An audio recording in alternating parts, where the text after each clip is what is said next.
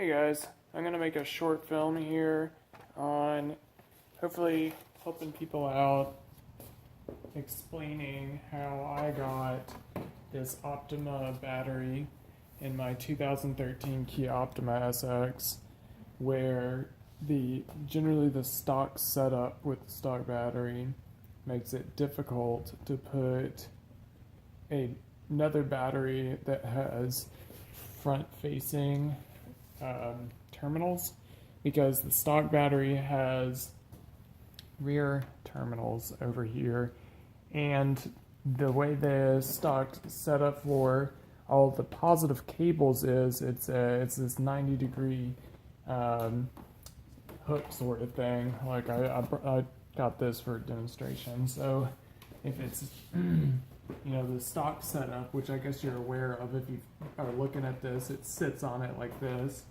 It hangs off the back of it, and it's this rigid 90-degree terminal. So in order to put a battery that has front-facing terminals like this, it's impossible with that 90-degree setup. So what I did is, this is actually still part of that terminal because they had this fuse on there and everything. Like, they had this whole setup encased in that 90-degree plastic terminal setup.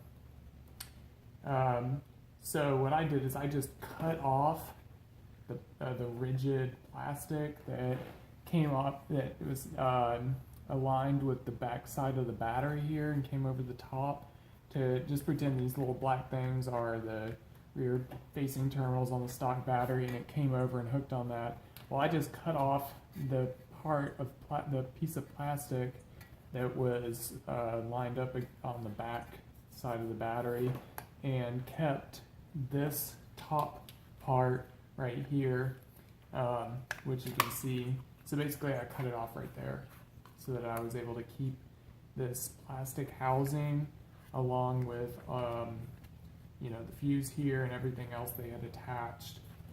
So if you're, you can just use like a hacksaw or whatever you got to cut off that part. And then, so what I did to compensate for the distance, the extra distance here, from having these front-facing terminals, is I simply fabricated a piece of metal here. I don't really remember exactly how to describe it, but just a piece of metal. And I cut it off and used it to bridge that distance between the back end here, which was originally housed in that piece of plastic along the back, and the distance here. And I painted it purple so you can see it, to distinguish it, the aftermarket part that fabricated piece that I put in there. So that's what I did, and then I just simply drilled holes and put in the screws to hold it.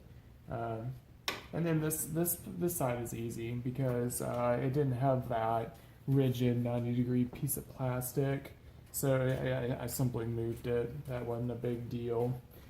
But yeah, that's how I did it. So if you're looking at putting in any sort of aftermarket battery that does not fit that rigid 90-degree piece of plastic, just cut it off. Just cut off that rear piece and do something to bridge it.